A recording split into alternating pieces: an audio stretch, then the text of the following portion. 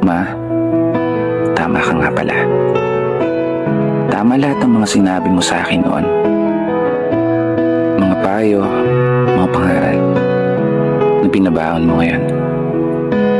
Na darating yung panahon na kailangan kong harapin yung mga pagsubok at hamon ng mag-isa, nang walang inaasahang tulong mula sa iba.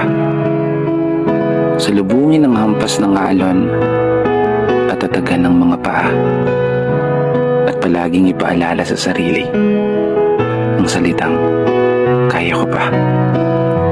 Oo, kaya ko to. Gaya ng palaging sinasambit mo.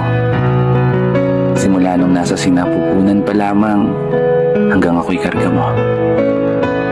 Pinapakain, nililiguan, pinapatulog gamit ang iyong tinig.